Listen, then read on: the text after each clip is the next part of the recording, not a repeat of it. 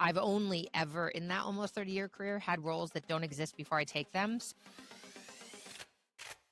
There are 10,000 things that can go wrong in change management, right? And change advocacy, let's call it. And 9,998 of them have nothing to do with the change agent. Lisa Gralnek is the first ever US Managing Director of IF Design, the German design organization behind one of the most prestigious design awards in the world, founded in 1953. Apple has won more IF design awards than any other company in IF's history, and until 2023, IF had no North American office at all. Lisa did not come from design. Her career runs through luxury fashion, an INSEAD MBA, the Boston Consulting Group, Adidas, Walmart, Chobani, and Moo. She's spent 30 years sitting between the business side and the creative side of organizations, watching how design actually gets treated in the room. He said, I am the only one at this round table, and there were about 25 people, who is not a designer. But I can't do my job if you don't do your job well. I have nothing to sell. So I asked her the question I think most design leaders are afraid to answer. Did most of them actually believe that? Or was design always the polite cost center with good PR around it?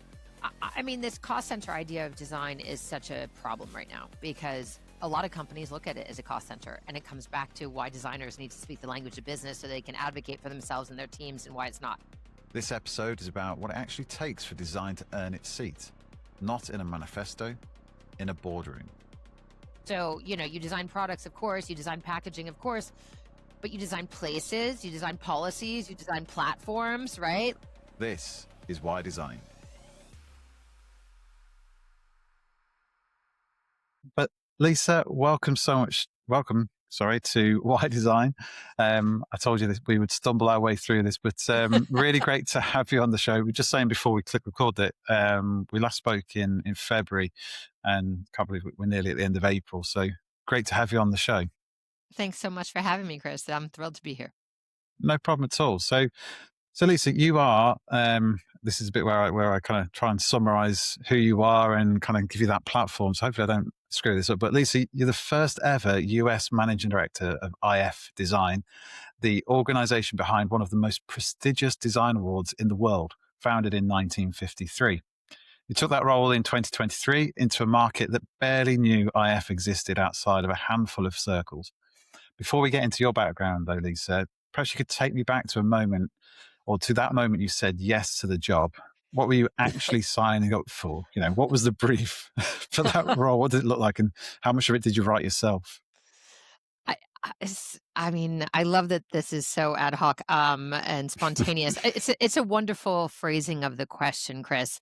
I guess I should say that I was not looking for this. They found me, and to be honest, when I went on the website, I was underwhelmed. I had heard of other award competitions. I had never heard of IF. It's not my domain area for sure, but it speaks to the fact that the brand awareness was very low. I went on the website. I was underwhelmed by the visual presentation and the UX, but when you start scratching below the surface, there was so much there and so much content, and at that point we were about to celebrate 70-year anniversary, and we had invested heavily. They had at that point invested heavily in the web redesign. So there were 70 years of indexed winners. It was just very robust, but it wasn't very user friendly. And I was like, what is this thing? And so I took the call because the jury chairpersons is a long-standing colleague and professional friend of mine. And she's the former creative director at Nike and Reebok, and frankly, anything that she recommends me for, you would always take the call.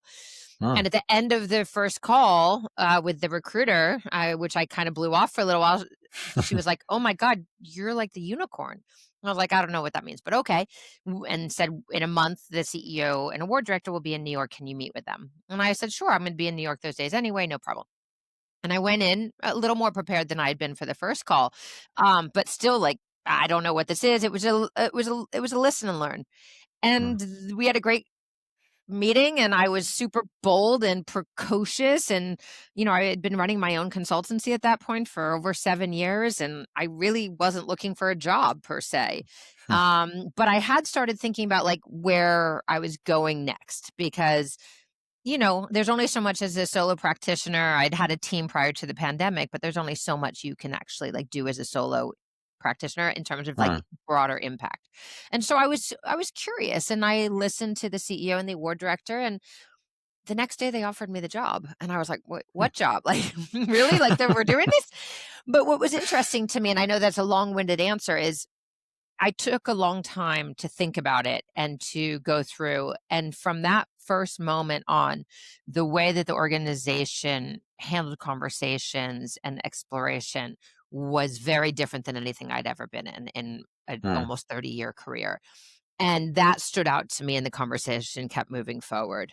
And I've only ever, in that almost 30-year career, had roles that don't exist before I take them. So they're either created for me, or moreover, like this one, they're roles that someone else spec'd, but, you don't know what you don't know, and someone comes Yeah. in and I'm able to create it. So you asked, like, what was the mandate? The mandate is to grow participation in the IF Design Award in the US and eventually North America. What it's become is, you can't grow participation, in my humble opinion, if people don't know your brand and the values of it. Hmm. And so it's what I've always done, which is a brand building exercise. And what IF offers, especially now that, and we'll get into it, that we've added the academy, which is executive education for design leaders, Hmm. plus our other award platforms, plus my role now as head of global sustainability and impact. Um, it all comes together to an incredible opportunity and offering as a nonprofit for the US market that is highly differentiated, and it Hmm. brings a lot of value to the design community. So, in part, yes, that's what they wanted me to do. In part, that's what, given my background, what I know how to do. And Hmm. it's today, coming up, next week, we'll be at the award night, will be 3 years. And I feel like we're just getting started. And that's a pretty exciting place to be that I've frankly never been in my career. Yeah. Amazing. It sounds like, yeah, you've had quite the impact in such a short time. But no, IF had existed for what, 74 years without Yeah, a North we're American coming up office. on our So 75th anniversary. so what does that tell you about kind of where design sits in the US market? If IF weren't there up until kind of, you open the office. I mean, that's a little bit of a trick question, and I don't mean it that you're asking it that way. I think they're two separate things that I want to pull apart. IF didn't really have brand presence outside of the industrial design community, especially in the Hmm. technical world, where we have always had. I mean, Apple, for instance, up until last year, and where they just got surpassed. But they've won more IF design awards than any other Mm. company in the history of IF. So you have very, very big, well-known brands, all of the computer makers, the Dells, the Mhm. Lenovos, the IBMs, the Acers, the HPs, go on, Microsoft, et cetera, et Mhm. cetera, et cetera, have always participated in the IF Design Award. We have some car companies, we have consumer goods companies, we have beauty companies, and we have a Mhm. lot of startups. But it's, when I came on board, it was over 80% of our participation out of the US was in the product design discipline. We have Yeah. 8 other disciplines, right?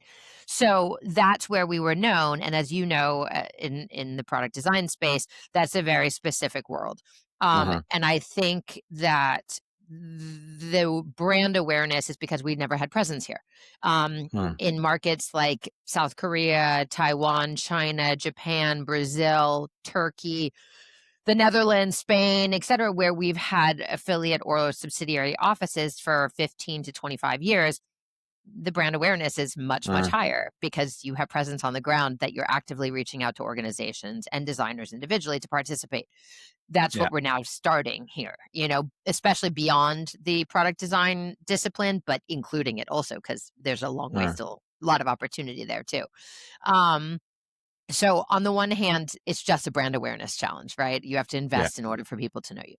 On the other, what it says about design, the state of design, as I've come to find out in the US, is that actually our award programs, for the most part, not surprisingly, are a little, I won't say superficial, but very marketing heavy. So Mhm. they are mostly run by publications. It's a little bit of a pay to play model. Yeah. There are other international awards that are very category or discipline specific, that are better known. There are other awards that are just for whatever series of reasons, again, investment in the market or Mm. otherwise better known. And the biggest takeaway for me is actually not that design isn't well received. It's just that it's always in the US a little superficial in terms of the marketing value. Mm. And IF is different, especially when you don't have a brand. I mean, we are extremely rigorous. I mean, the entirety of the process, the juring process, is about objectivity and transparency. And so we Mm. really go after how do we celebrate design excellence and impact together.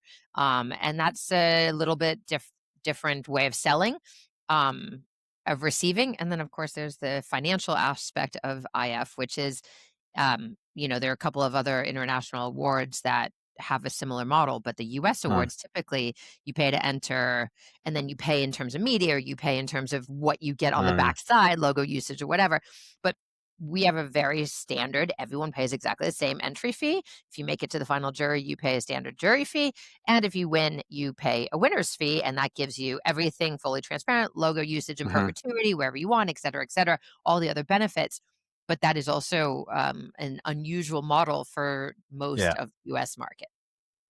And I guess once you get to that stage, you've got loads of case studies. I've got 74 years of case studies of return on investment. The amount that you're putting in to fund the awards. I imagine is insignificant really compared to what you get back for it. When you're in a portfolio of award winners like Apple and Lenovo and all the others that you mentioned. So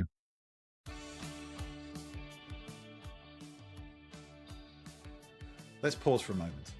If you need a contract mechanical engineer next week, the easy option is to pull a list of keyword matches and hope one sticks. It's not what we do. At Kodu, we work exclusively in physical product development. We know what good looks like at senior level because we've spent over a decade in this market. Every contractor we introduce is properly vetted, referenced and assessed for real delivery experience, not just software skills on a CV. We can move in under 24 hours, but we do not compromise on quality to do it. So if you need proven contractor support without the gamble, connect with me, Chris White, on LinkedIn, and let's move properly.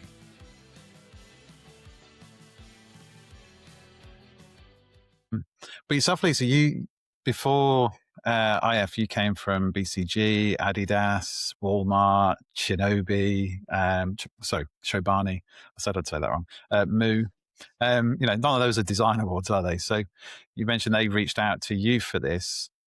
What drew them to you, and why were you the right person to lead this? Serendipity, I think. Yeah. Karen Reuter, who was the woman I was referring to, who's now at the Harvard Graduate School of Design and has a book coming out in a couple months called Man Made, um, about how the designed world is largely for designed for men, whether it's surgical masks or Yeah. uniforms for firefighters, or all these the headsets for fighter pilots. I mean, these kinds of things. Anyway, Yeah. um, I think she had vision. I always give her a shout out. But no, I think, look, every single one of those organizations you just mentioned, with the exception of BCG, where I landed after graduating from business school, I went to Mhm. INSEAD. And it's only a 10-month program. And I went because I'd spent 8.5 years in the luxury fashion sector. I was a Mhm. photo agent, photo editor, and producer. So I represented really, really, really high end creative talent in the high end fashion industry and worked on brand renovations and retail strategies and celebrity album launches and all sorts of Mhm. really cool, sexy stuff that ultimately felt very vapid by the time I was looking to leave it. And I really was looking at sustainability, which I've always been interested in. And it wasn't really a topic on the market. And so I ended up deciding to go to business school, which in hindsight was not really what I should have done, but also has been extraordinarily Mhm. helpful for my career in terms of understanding the bigger picture. Because I've always been a strategic thinker. I just didn't know what that really meant. You need to have the lexicon. And I Yeah. graduated into the financial collapse of '08 with over $200,000 of capitalized debt for that short degree program. Okay. and no one in the luxury or fashion sector talking about Mm, sustainability. I mean, it was a full blown fire drill across the mhm, industry and across all industries at that point in '08. And so I ended up at the Boston Consulting Group. The long-winded answer is that every other organization I've ever been in has been design-led. Moo mm, is 100% design-led. The business card company, if people aren't familiar, out of London. Chobani is a dairy company out of New York that fundamentally changed the dairy market in the United mm, States when it came on the market, and since. Walmart is remarkably design thinking led mhm. for being the largest, well, up at that time, the largest corporation in the world. I think Amazon's just surpassed them, which is crazy. And Adidas obviously creates, products and Yeah. and brand image and events. And so I think those experiences, though I was always except in my fashion years, but even then, I've been the hybrid between the business and the creative side. Mhm, That is my superpower, and that is my role, which is bridging those 2. It can also be a liability when you're younger and you haven't realized that it's your own superpower. But I think, I think with the business experience, and then as I said, I ran my own strategy consultancy for over 7 years when I started at IF. And I guess that entrepreneurial spirit built with corporate plus startup plus nonprofit plus, mhm, never having a role that existed before, plus a love of design and appreciation for what design's purpose in the world is, and that mhm. faith in it, I think probably made me a really strong candidate. Did you, looking back at the start of your career, or even when you were choosing, where to kind of apply all that debt, when you're studying, could you ever see yourself? Did you have a plan? Because not necessarily IF, but could you see yourself in this role? Design seems to be a thread that's kind of found you somehow. But I mean, was there I've a always plan? considered myself, I laugh because no, I don't, I've never been, I've joked for years, Chris, like I am, I am a I am a strategist, a futurist, and a brand builder. That's, those Mhm, are terms I've always used.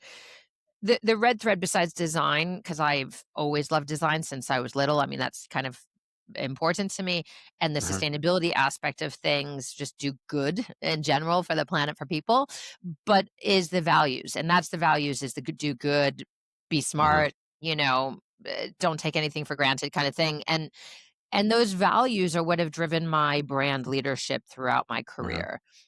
Could I see this? Not a chance. Even as I said, once they offered me the job, I was like, what is this?" Like, and that's the first time, and it's really, I say, it's the greatest surprise that ever happened because it's just such a perfect culmination of my passions, my skill set. I work with mhm, lovely people on a mission that we all believe in, and with great partners and participants, and that's really just an amazing place to find yourself, especially at this time in the world. So no, I've always joked I'm a great strategist. I'm a great coach and advisor.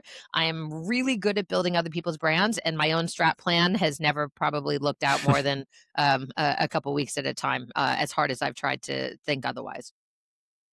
I'm guessing though, because you are so, you like you say, you do good, be smart, don't take stuff for granted. You care about other people, you're helpful. That comes around though, doesn't it? So you don't necessarily need to be like, I've got to follow this 5-10 year plan to the letter, because I do good things, and to a certain degree, good things will happen. I don't know if that's ever occurred to you, but I think that You kind of karma. follows people. Yeah, maybe, I yeah, I professional karma. Yeah, I've been through enough, Chris, that yeah. I would like to think that it's come around. I'm also old enough to know that you never know what tomorrow holds, and I think if not now more than ever, all of us need to be Hmm. so grateful for what we have, and be honor that, and Hmm. also defend it. I think all of that is, we can't take anything for granted. I've learned this the hard way throughout my personal and professional career, and that's, I think, why I'm so content where I am, because you Yeah. can't take it for granted. And I think a lot of people do, especially in corporate. And I think we're learning, especially with the advent of AI and all that's Yeah. coming. I think even people who have been able to take things for granted for a long time are about to find out that, like, you always have to keep going, and if we Uh-huh. can be good and do good while we're moving forward, I think that's like, I mean, that's just like my own personal value system. Yeah. And I prefer to operate with people who share that.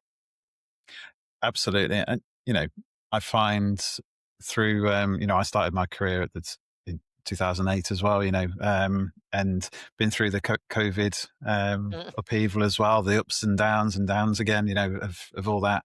In my line of work, recruitment, we definitely saw complacency creep mhm. in where things are going really well, then all of a sudden the market's shut, or Boom. yeah, or more recently there's tariffs, so there's disruption, and you have those things. But I think what I've learned is if you keep moving forward, doing the right things and just showing up and the best version of yourself and being good, you know, I think that's always kind of pulled me through whenever I've had a bit of a wobble, and I think, oh no, where's the next bit of business coming from? Where am I going? Looking at the runway is like getting a bit nervous now. You know, Mhm. it's like the day or two after I get a phone call or an email from someone that I spoke to like last year, and it's weird, it's serendipity, but it's also, you kind of, it's the professional karma side of things. You just got to have I trust in the process sometimes. I like that. I like that, Yeah. Chris. I like that a lot. Yeah. So, yeah, we definitely resonate there, Lisa. So, in terms of, one other thing that we share in common, you've got a podcast, Future of XY, and I'm going to do this for the American audience, but Future of XYZ, that you, XYZ in your language? yeah, that's it. So, as a podcast around where the world was going. So, talk to us about the decision to launch a podcast. What is the podcast about? In your words, let's give you a chance to plug that and tell us Thank what you. it's I about. appreciate that. So Future of XYZ, XYZ, you can find it at future-of.xyz or at Mm, ifdesign.com/XYZ. amazing. Everywhere you get your favorite podcast and on YouTube. We're now, I mean, it's crazy. We're in season 8, which is Wow. each year is a new season.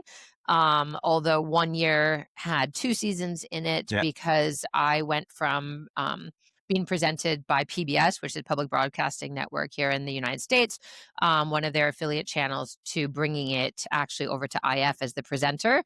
And part of Amazing. Sandow, the big media company, has a surround podcast network with some other really impressive podcasts on it, all Mm, around design. And they asked to bring it in onto their network as well.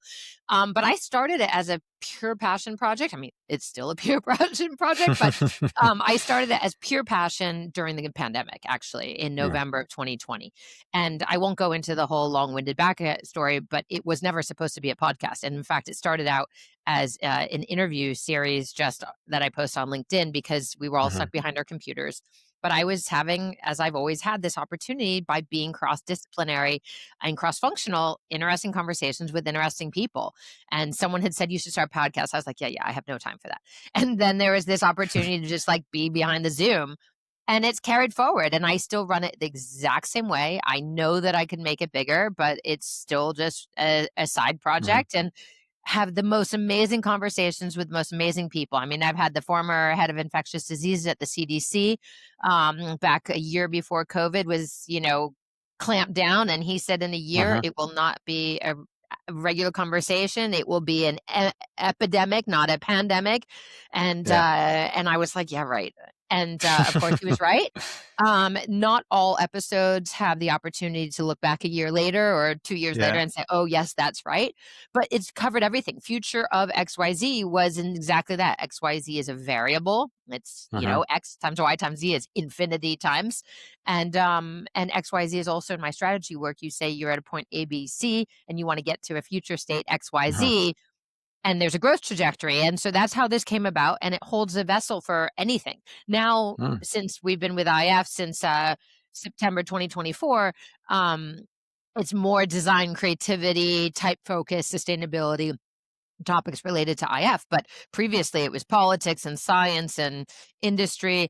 And I was a little concerned when we brought it in, like, oh, how do I not have something designed for each episode? Yeah. And in fact, it turns out that, again, XYZ is a vessel for Mm. anything, and we're 170 episodes in almost now. And I mean, there's no absence. We're booked through. It's April. We're booked through the end of the year. There's no absence of topics to Mm. cover. Amazing. Yeah, we're up to 70, I think, there or thereabouts. Congrats. Yeah, it's mad. Apparently, like if you make more than 10, you're already in like the top 10% or something daft like that. Totally. Because loads of people have a podcast, but they only have one or two episodes because it's Exactly. turns out it's like work. Um, It is, it but, is. You have to have yeah, passion for it. you absolutely do. But no, that's incredible. And do you think, having the podcast, having that platform, and being in the room with, all those really interesting people and looking forward, as well. That's got to have opened doors for you. Can you think of any kind of examples where, this, I'm glad I started this, or, it's any tangible wins there? I love the question, and there's multiple ways of answering it. The short answer is Hmm. no. To be honest, every single interview has been within my network, or as I'm sure you have too, there's like a lot of like speaker bureau type things for Yeah. podcast guests now. I find that most of those are pretty boring, to be honest. They're all very like the pitch could just be interrelatable. They're an expert in Hmm. like AI optimization for the organization. You're like, yeah, okay, right. Um, and so there's not a lot in there, although every now and again there's someone where you're like, oh yeah, I would never have come across this profile Mm. and this is very interesting. But most of people are in my network and IF is what's opening doors. Yeah. It's not that the podcast open doors. What the podcast does is because it's one of now the primary content pillars within IF, Mhm. which we also have an annual trend report, which actually is just about to come out next week on the 28th of April, and people Amazing. can download it on the website for free. And it's really robust. It's the fifth annual one. We work with um, the Future Project out of Frankfurt. Mhm. It is a robust piece of research that isn't like yellow. You're gorgeous, like chartreuse is the color du jour. It's actually like how do machines and robots and humans work together in the workplace of the future. It's very very big thinking. Mm. Um, and then we have an online magazine. And then we have the podcast. And so it's a great piece of content for elevating the conversation around design excellence and impact, which is around everything we do. And Mm. so the people I get to speak with, are architects and industrial designers and city planners and governmental, space makers and so Mhm. I find that the doors it opens are actually around broadening IF's horizons of what is design and what is excellence and impact in design. It also gives us another way of celebrating and elevating the many amazing individuals in our network globally, Mhm. both award winners and jurors, but also social impact prize winners and lecturers in the academy now, and just friends of IF, interesting people in the world. Mhm. So I love that. And yeah, I don't know. I've only gone after one interview in my time doing this, like hard after it. And I was thinking about last night. It's the guy who started a place called Island Creek Oyster, which is like pretty much Okay. the best oyster in America. It's grown in Duxbury, Massachusetts, and the owner and founder of that is a guy named Skip Bennett. And the future of oysters, as an oyster junkie, was really, really cool. And I worked hard for that interview. So You got it? You got the I did, interview? I did. It was a while ago, and what he had to say was so interesting about, again, like, just business evolution. He Yeah. talked about his own origin story and his father as a fisherman and what happened in the beginning and how he got into oysters and, oyster farming specifically, and Thomas Heller, the Mhm. great chef, only uses his, and I was at a fancy restaurant last night in New York City, and, of course, that's what they're Mm. serving, and, it's very interesting to me.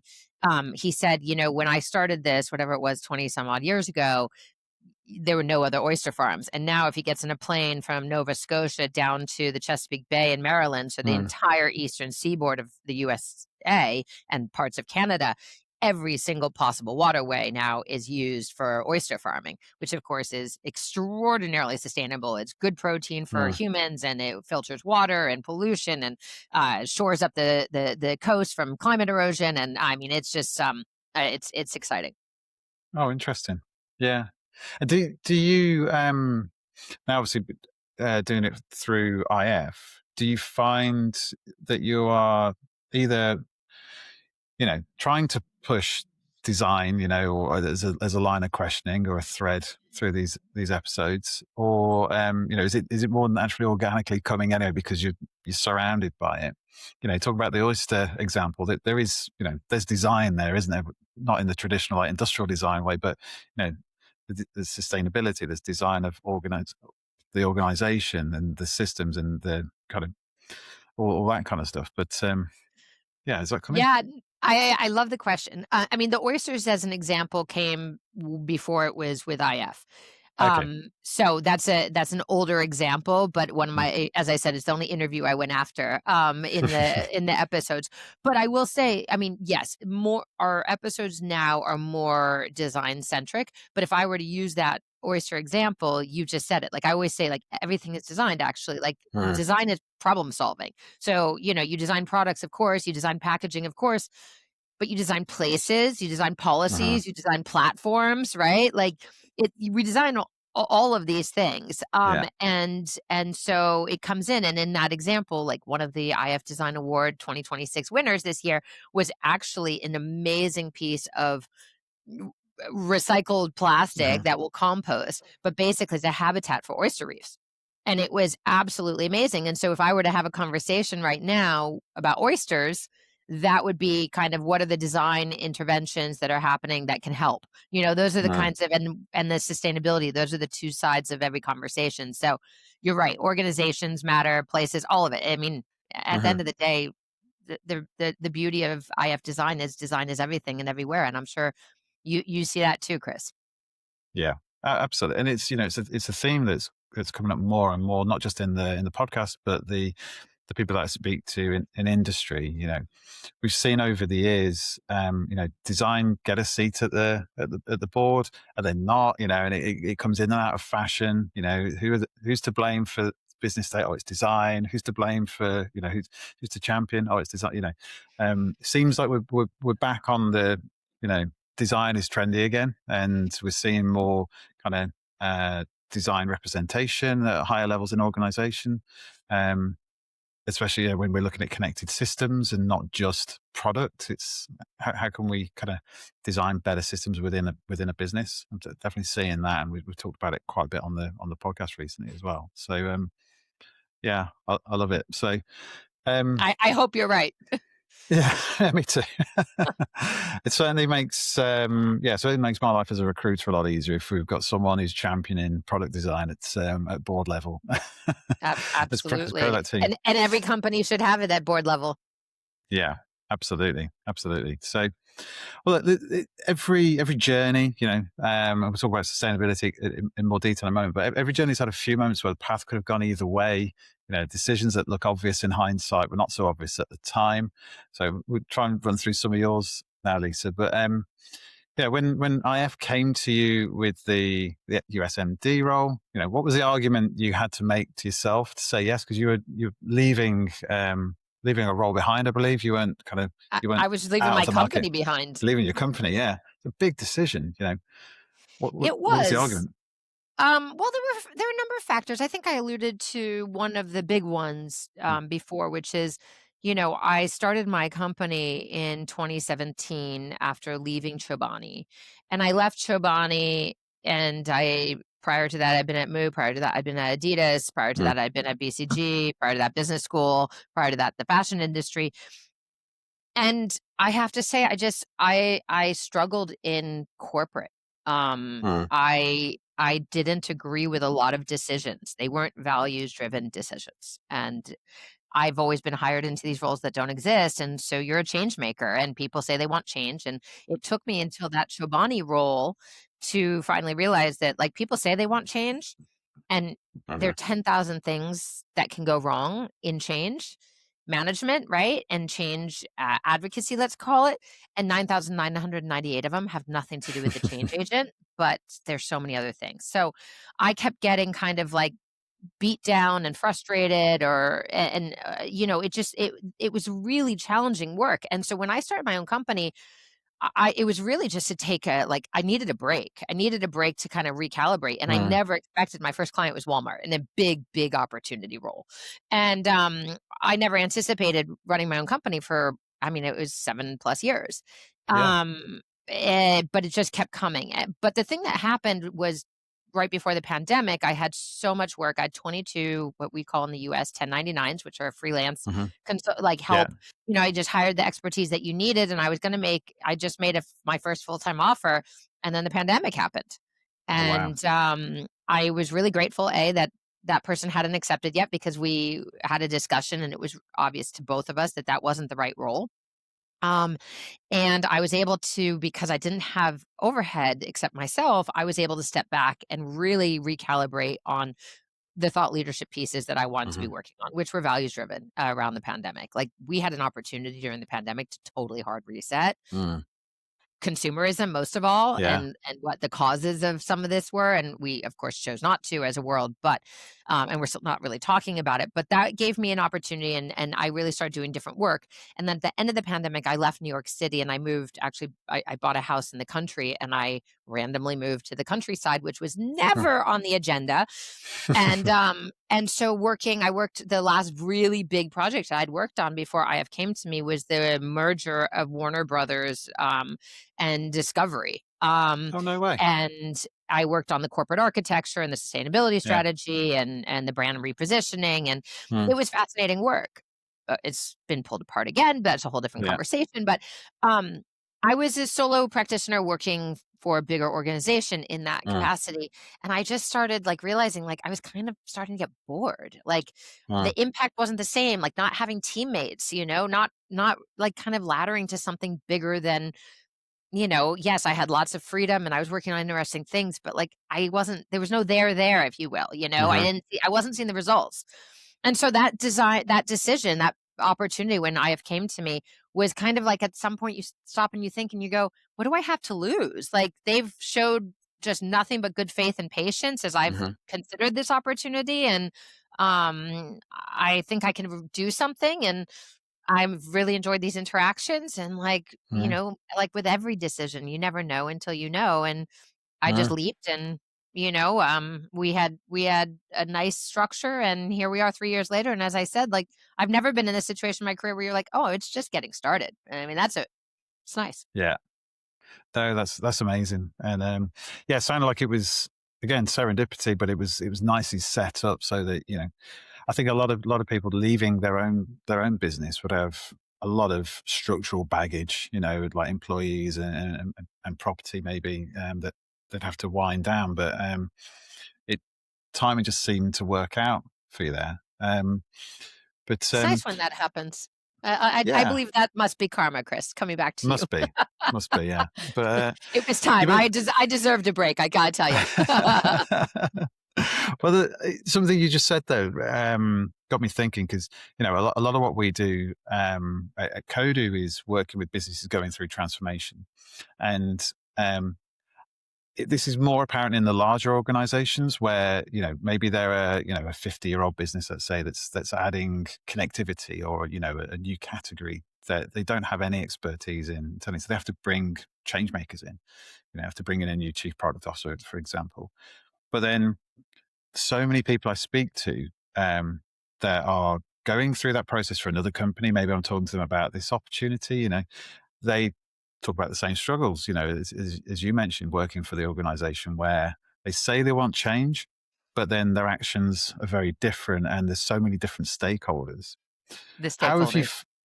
Yeah, and this it can be very difficult to turn that ship. You've got certain individuals, but the voices aren't loud enough for whatever reason. But you seem to have done that as a consultant going in, and obviously with two massive multinational businesses, multimedia businesses, where there's going to be a lot of egos at the table as well. Trying to get all these things to align. Is it? Did you feel there was a big, you know, big difference in how you were perceived going in as a consultant versus the internal change maker? And Oh, why do you for think that is? sure. Look, I learned a lot during my uh, just under 2-year tenure at the Boston Yeah. Consulting Group at BCG. I had a very, very particular role, which was very lucky at the time. Which was it was a very unique role within the organization. Again, there were two of us, and we role shared it as Hmm. 100% each, which was that we managed the global consumer practice, which at the time was the largest practice area within BCG, which included luxury and spirits and consumer Hmm. products and travel and tourism and retail. And so I reported directly to the two leaders of that practice globally and in the US, which meant that in addition to 50% of my time being deployed as a consultant, I got to track talent pipelines internally, client pipelines externally, revenue projections, thought leadership, insights, etc. Hmm. Coming from fashion, which I thought was a really big world, but turns out that even though I had lots of broad exposure, it was very small. And I did a 10-month MBA. This was like the greatest thing that ever happened because you saw what big, big, big companies come to Hmm. big, big management consultancies for. And I got to tell you, I'm a super cynic. I will not, say more than that. But what I saw happening is not problem solving, right? And the reason that consultants in general are hired is to support the POV of one of the senior leaders who's hiring them. Hmm. Right? You need outside expertise. You need data. You need reasons to believe. You need help figuring out Hmm. the transition plan. You talked about transformation. I've always been at that intersection of like the big pivot, like that moment of like influx, because that's where the interesting work happens. That's when change agents are hired. When you are that person in house, as I said, there are 10,000 ways of failing, and 9,998 of them have nothing to do with you. And it took me almost 30 years to realize that. Because there are so many stakeholders, because you want to be liked, because you need to have buy in, because you're tied to longevity and you're not rewarded on how quickly or efficiently you can make the change. Whereas the consultant, that is exactly what they're rewarded for. And so as a consultant, you come in and I mean, I loved actually in the end being the consultant because you could say what you needed to say, you could do it. And if they chose to take a different path, like no real skin off Fine. your nose. Yeah. Um, you could, you were there as an advisor, and that's a powerful role, especially if you actually care and know what you're doing. I think, Hmm. I think you can really have a profound impact, even though it's never going to be quite as much as when you're in house. Yeah. I love that. Would you, if there's someone listening to this now and, and they're considering taking an offer where they might be that change agent internally, rather than a consultant, what advice would you give them? What should they be double checking before Mhm. signing on the dotted line?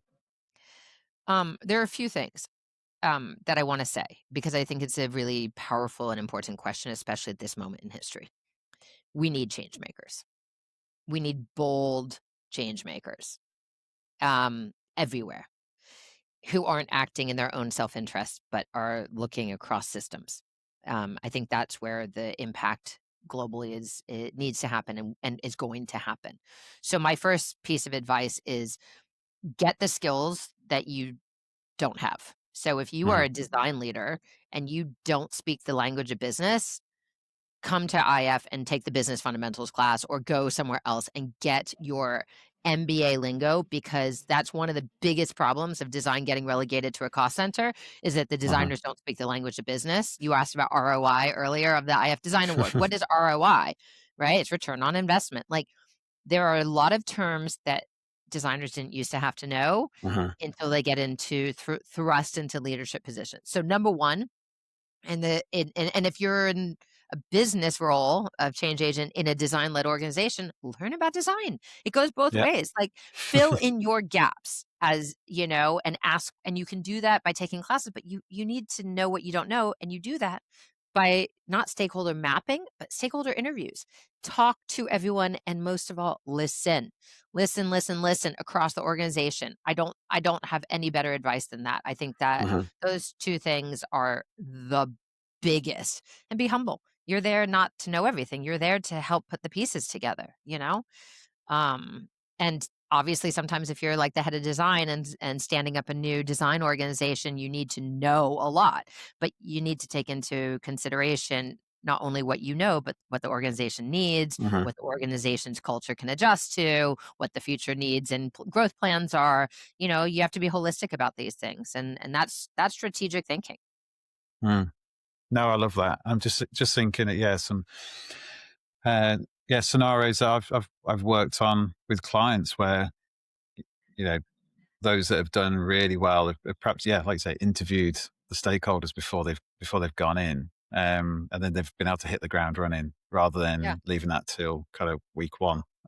Or Yeah, you can leave it till week 1 or month 1 or month 2, you just have to, yeah, allocate for that in the you have to do it. conversations. Yeah, I do think that some conversations prior to starting are helpful, but, like, you're not gonna get transparency. Once you're in, mm. it's when people tell you how the sausage is being made, and that's where the real Yeah, insights come in, you know? So I would advocate, like, 90-day plan is, like, the first 3 weeks are every single stakeholder you can meet across the organization, you know? And partners, don't limit to internal, talk to external yeah, partners, talk to customers, like, do find out what research exists, etcetera, like, hmm, get to know, like, so your baseline is super strong.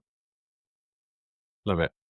Leads us nicely on to the IF Academy as well, which you launched in September 24. Yep. So executive education for designers covering personal leadership, business fundamentals, emerging tech, team building. Um, so how did that come about? What gap are you filling that the market wasn't already filling? I mean, you've alluded to it in your previous answer, but perhaps tell us more. I mean, I'm so excited about the IF Design Academy. I was not involved in the strategic decision making on this. The team who is building it is exceptional. A lot of them come out of IDEO, Uh-huh. longtime IDEO people. Not all, obviously, but it came from this gap that we were seeing, which is, you know, how do we upskill design leaders for the future? And you know, what are the things that are needed? Like when you get thrust, so it's really focused on mid to senior executive level designers who get thrust into management roles and who might not in D school and design school been Mhm. given the skills of B school, of business school, right? And not just in the language, which is the business fundamentals and the ROI conversation, but in terms of personal leadership and accountability. Like, how Mhm. do you show up as a leader for your team? How do you build and scale a team inside an organization? What are the things you need to consider? Emerging tech, like how is that going to impact our workflows? And how do I make strategic decisions that I can justify, say, to a board? You know, so we get the Mhm. investment in upskilling our teams or in the tools that they need. And this is actually not worthwhile at this point. And how do I have those Mhm. conversations? And how do I talk about sustainability? Like these are really important topics for design leaders. And I think IF, with its almost 75-year history as a nonprofit design institute, um, is really well positioned, not least of all because our parent is the IF Design Foundation, which has now for, you know, that period of time been focused on design research and education on how design can make the world better Mhm. and solve the world's greatest problems. And that's a very academic, symposium, paper driven initiative. And this is bringing it down to the brass tacks of like implementing it within the industry. Yeah, I love that, and it's one of those. There's lots of stats around accidental managers and leaders. You're Hmm. thrust into a position of management because you do particularly well in your field. And in fact, when I speak to middle managers or directors of VPs, certainly of kind of small to medium sized firms, one of the things they tell me, is a primary motivator for leaving is that they just miss being on the tools. They miss design. They miss engineering. They never signed up to be a manager. It just happened to them. Um, and then, my very first podcast 2 years ago, when I interviewed uh, Jeff, and I forget his surname. It's really bad, isn't it? We'll use AI to edit me saying his name in a moment. But um, he's said about that kind of growth, and he said most people don't realize it, that step up to management, it's a new role. So if you're not trained for it, then how are you supposed to succeed? But it's all right to be bad at it as well. I mean, he used a bit of fruitier language, but essentially it's a brand new role. So you're supposed to be rubbish at the start. You learn, um, but yeah, it sounds like IF are trying to fill that gap. Um, Yeah, and just to plug it quickly, I mean, we have different formats because it's new. We're yeah. just coming online. Most of the courses are 7-week hybrid online courses, but the AI class that's coming online in Uh-huh. June, with the former head of design at McKinsey in London, Oh, actually, amazing. is AI tools. It's like AI strategy, so it's not just the Yeah. tools; it's the strategy for which tools and how to decide, etc. And it's a 1-week online course. We have a 2-day in person at St. Gallen in Switzerland. Like we're Uh-huh. looking at how we can fit into the, into the ecosystem in ways that serve all different kinds of designers. So it's definitely Yeah. in its early stages. So I encourage people to check it out, which is ifdesign-academy.com. Brilliant. We'll include that in the show notes. On Thanks. the AI, are we talking AI design tools? Like Midjourney, et cetera, et cetera, or are we talking more? How can we use AI in leadership, in business as well as design? Yeah, I think it's really about like how do this particular course is like for design leaders is really to teach designers how to make confident decisions about AI. So like Yeah. it's like you're current leading designers or design initiatives, you're tired of all this hype, you want honest practical guidance, you need frameworks that can Uh-huh. help you evaluate all those different opportunities, not just tutorials. And like how do you make smart decisions about AI when you're not an engineer, right? When none of us can predict the future. And so how do you learn this? And that's Uh-huh. really, how do you know what's hype versus what's real? How do you know what cost structures are? When Uh-huh. should you say yes? When should you say no? Like these are some of the things that I think are really the most important. Yeah, it's such a rapidly moving field, isn't it? We use AI, significantly in the business, but I've also invested in coaches to go and explore and play, and they can come back and help me implement, what's going to work for my business, as opposed to it's so easy to burn money and time trying out all these shiny tools, which Totally. half of them do exactly the same thing. They're just packaged up differently, so you end up That's where with a we're suite at. of tools that are the same. Yeah, Exactly, that's where we're at in the market. I mean, yeah, we were just at South by Southwest, and the last 3 years, it's gone from, like, AI in the future, AI to, a little bit further in the future, now, like, you're all too late. It's already here, it's yeah. already passed, like, you're like, you're too slow, and it's like, "Okay, let's slow down." Like, it's all still new, and, like, everyone's Uh-huh. rushing after the same dollars and cents, it seems to me.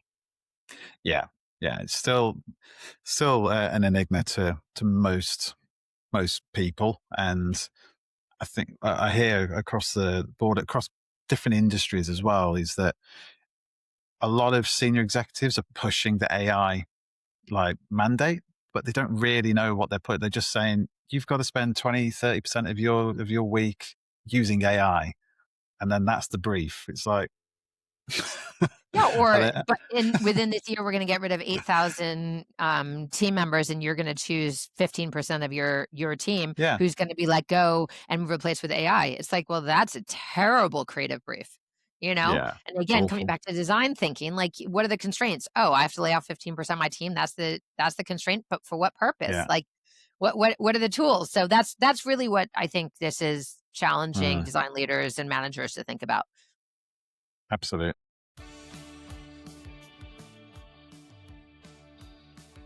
Let me interrupt for 30 seconds with something most hardware founders learn the hard way. The skills that get you from prototype to product are not the same skills that get you from product to scale. That transition is where leadership matters. At Kodu, we help physical product companies hire senior leaders who can formalize roadmaps, build world-class teams, and align product with commercial strategy.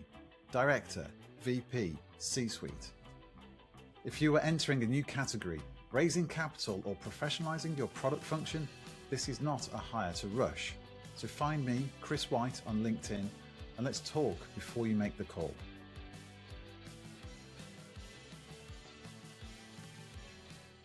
Okay, absolutely. Well, we've This always happens, Lisa. I'd have like I said, I've got some signposts, and we've gone around some, we've gone back to some, and so we've kind of I think we've covered off a lot of what I wanted to cover. But in terms of just bringing it to recruitment and staffing, just for a moment, if I can Please. just humor myself there for a moment, um, you see a lot of design leadership, working with, at IF, but what does exceptional design leadership actually look like inside a hardware company, not on a resume or CV in practice, but day to day? What are you seeing? I mean, I don't sit inside a hardware company. I never have. So what I'm going to offer is an external consultant's perspective, Yeah. Um, I think there are a couple of things. And it might be repetitive to some of my answers to other things. I tend to be reasonably consistent on this values. I think your people are still your greatest asset. I'm sitting in the US where, visas are limited, educational visas are I mean, Mm, uh, at a time when the world is so rapidly changing, that just cuts off our nose to spite our face. I just can't even. And you mhm, have to be able to figure out where your next round of talent is coming from and developing. And maybe that's internal, right? Maybe it's not the lowest cost option of like new hires, but you need to be looking towards the future, number one. I mean, mhm, that is just always going to be the case. Number two, integrate sustainability. Like hardware, whatever the hardware is, needs to be repairable, durable. Like, yes, that's not how you make profit. I get it. Figure out new, service and systems streams, upgrade mhm, use your software partners and engineering to make sure that things are running smoothly. Like just think beyond the profit and think about what your impact is going to be, whether for your kids or your grandkids or like, your dog's ninth life. Like, mhm, it's just I think we need to be thinking bigger.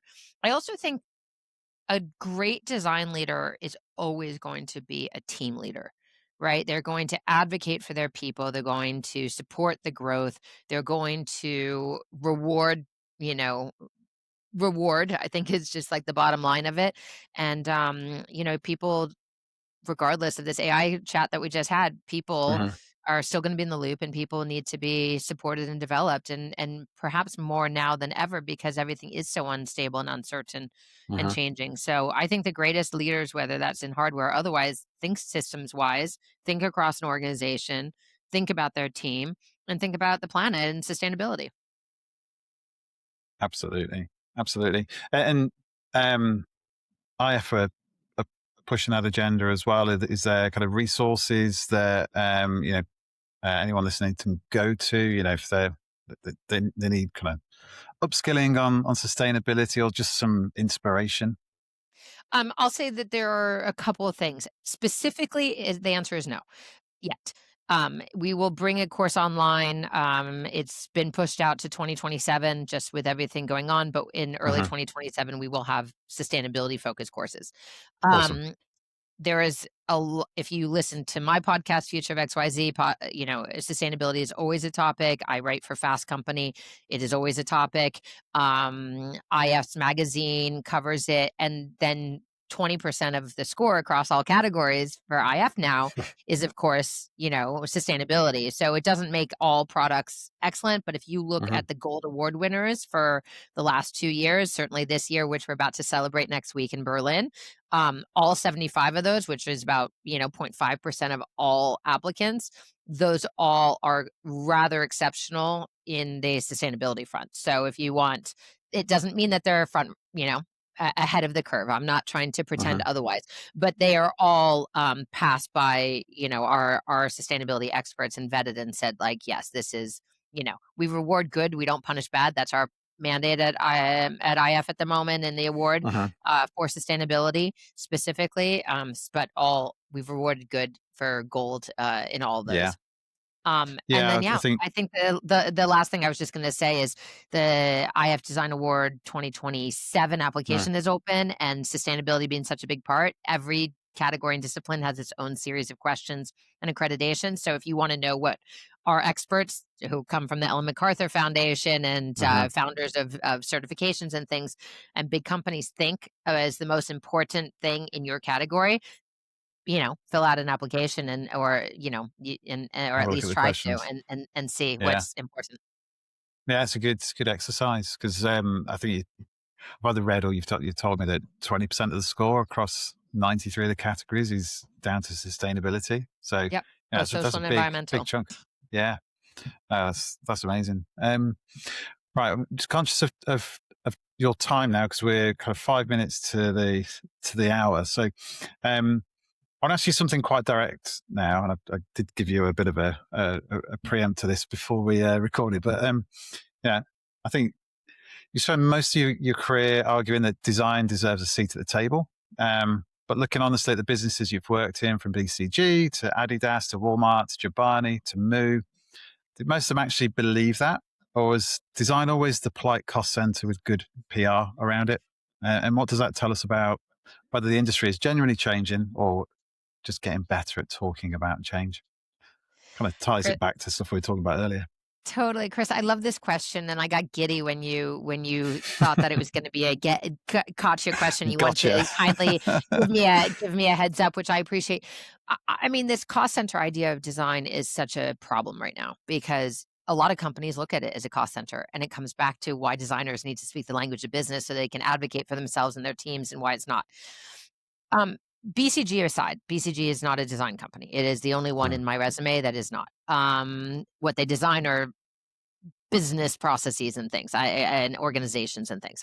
So there is some, but Adidas, the CEO of Reebok, the former CEO, is a good friend. And at one of the first roundtables I hosted at IF up in Boston with founders and leaders of the design literati of Boston, which might sound like an oxymoron, except that there's some very, very big design consultancies as well as design led companies up in Boston. He said, I am the only one at this round table, and there were about 25 people, who is not a designer. But I can't do my job if you don't do your job well. I have nothing to sell. And I think that's at least historically, Adidas is a little under different leadership right now. But while I mhm. was there, that was always the mandate. Design led. I mean, marketing Yeah. followed, and then everything else, and innovation was a long lead on design, right? Um, it changed. I mean, it changed. I don't know where they're at now. I couldn't speak to it, but I will say, Moo remains a design led company. I mean, it's all Mm, it is. It's a product and a packaging and a UX and brand, and it was super fun to work at, and that probably is the closest thing that I've had to mhm. my IF experience because it was just selling something that the designers already loved, and figuring out how to get better penetration, and it was wonderful. Also, printing is like printing money. It's like the margins are extraordinary. So if you want to get into a business, that's vertically integrate that one. And then Chobani, design led, but innovation led. I mean, found all these are founder led companies. I mean, Yeah. that's another interesting thing. And so you have a lot of flexibility. That's a big difference. Founder Mhm, led versus publicly traded versus shareholder of for heaven forbid private equity or venture backed. I mean, those are very different mhm. models. If you want to make change happen, don't go to a private equity company. I mean, Yeah. that's just realistic. No, so I think, I feel really good about the companies that I've been in where it's not a cost center, where design was really supported and advocated for. And Walmart is one of those huge, huge companies, again, publicly traded but family held, where they took some real gambles and risks as the largest employer in the world, second only to Mhm. the Chinese army. Um, 98% of Americans are within 10 miles of a Walmart. I mean, it is a monstrosity. That's crazy. And they always thought design, whether it was the store, whether it was the processes for their greeters. I mean, it's not my favorite. I'm not trying to advocate that Walmart's like the best corporate citizen or anything else. I'm not making a judgment call. I'm just sharing that, like, it was very thoughtful on every level, whether it was Mm. sustainability, whether it was scholarship programs for their staff, whether it was, their big, like party that they host every year in Arkansas, for shareholders. I mean, design was always at the forefront. There's design at play, isn't there? Absolutely. It's what matters. I mean, at the end of the day, you Yeah. and I said this before we started recording, Chris. Like, design is everything. And I believe this more and more. It's again, I go back to what my new 5 Ps are. I say this all the time to people, like forget the great strategists of the world, like promotion and all this. It's like, you design products, you design packaging, you design platforms, you design places, you design policies. Like it is all design. Love it. You might see a LinkedIn post come out with that in the With coming pleasure. days. Yeah, no, that's incredible. Well, we're gonna wrap up just with one question around what's next, and then some quick fire questions if that's okay, Lisa. But Yeah, I with love that pleasure. answer. So, what does a successful IF Design USA look like in 5 years that it doesn't look like today? Oh, I love that. I mean, it's very straightforward for the first time. I mean, we have broader brand awareness, and we're really recognized as the respected and active member of the international design community that we are, committed to excellence and impact. And that comes through more participation in the IF Design Award, Mhm, more participation in our student award, more participation in our social impact prize, more learners in our academic academy mhm, courses.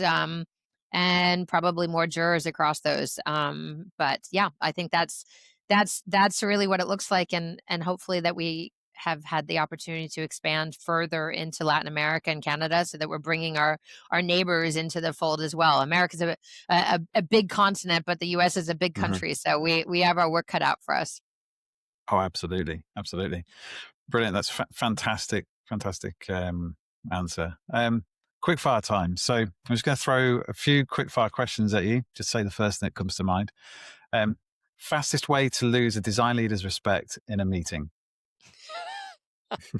Be dressed badly.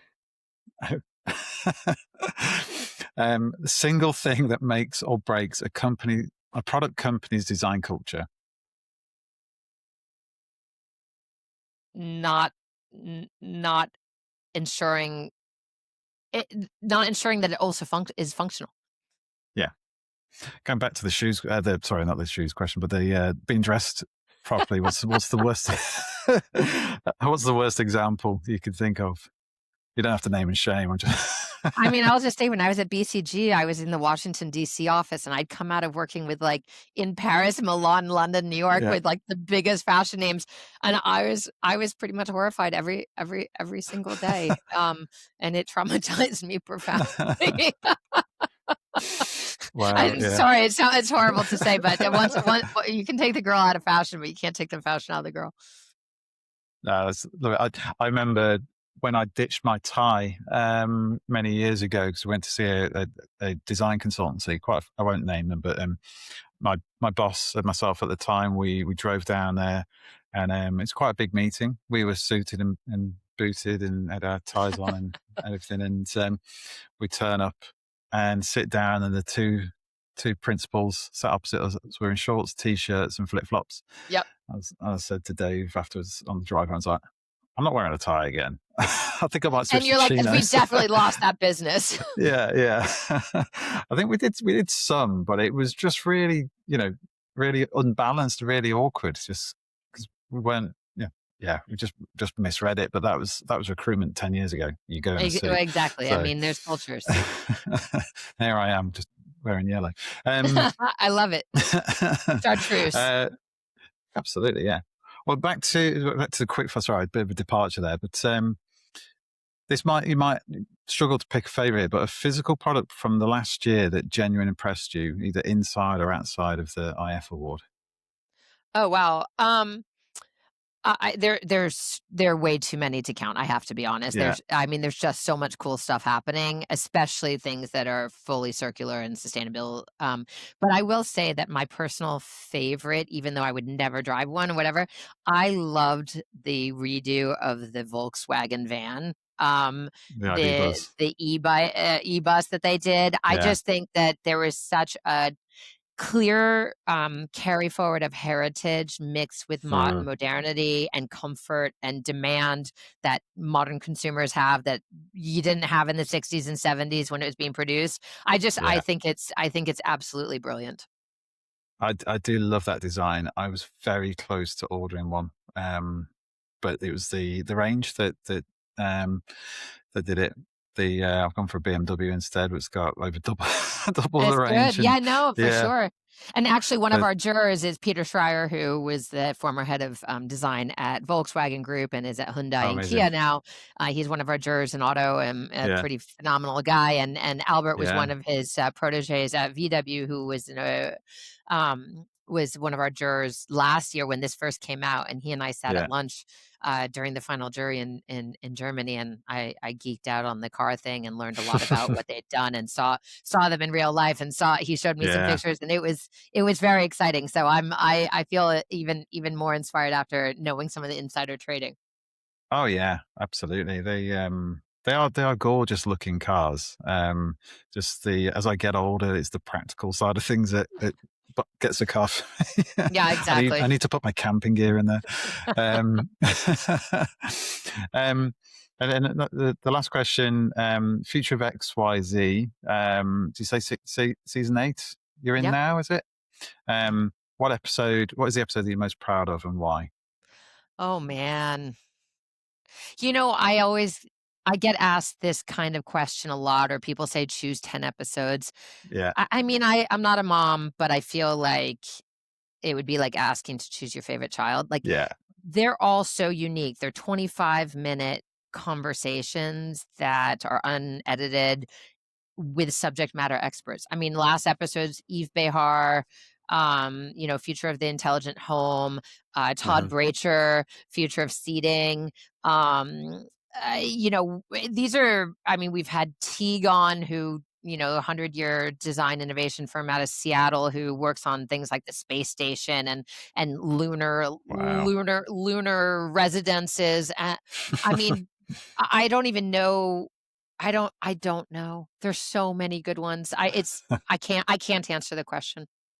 The people are just going to go and have to find out for themselves, aren't they? They So, can choose, pick and choose. yeah. There's no there's no harm in just choosing from season 1, season 5, season 8, whatever you want.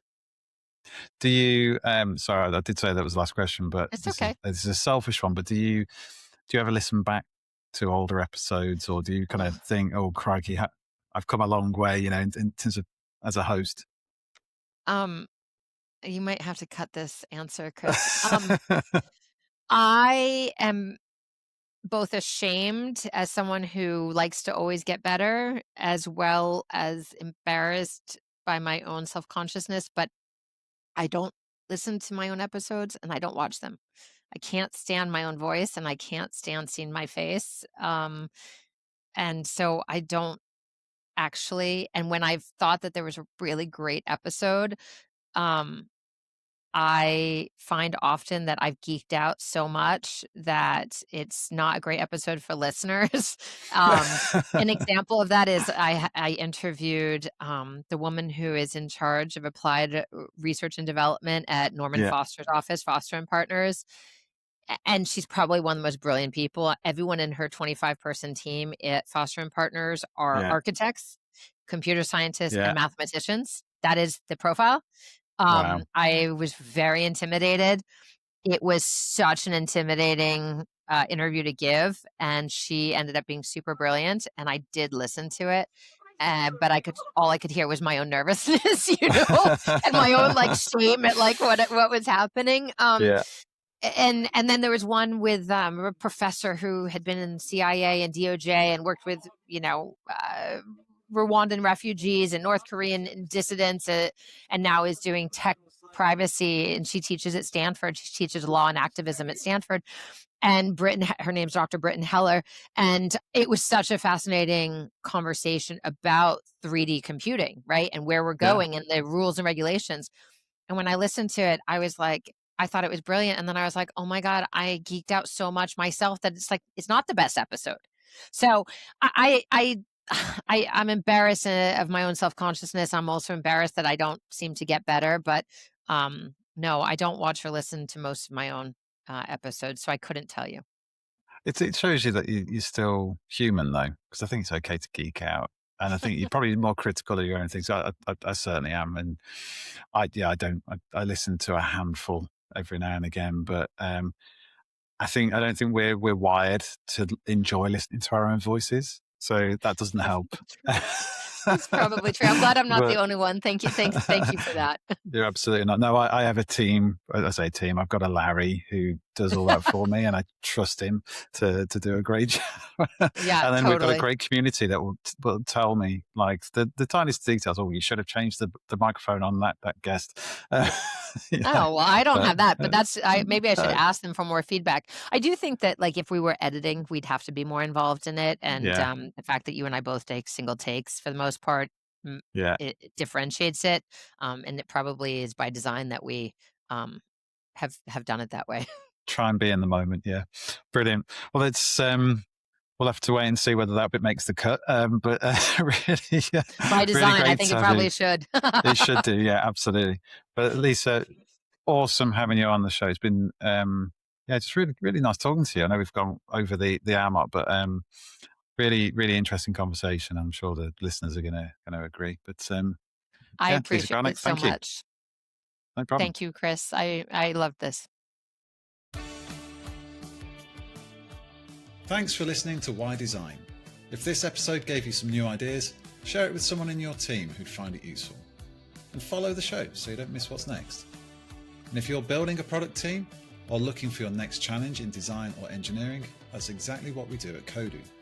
We help companies hire smarter and faster and help great talent find work that actually fits. I'm Chris White. Connect with me on LinkedIn and let's keep raising the bar for design leadership. Until next time, stay curious, stay creative, and keep asking, why design?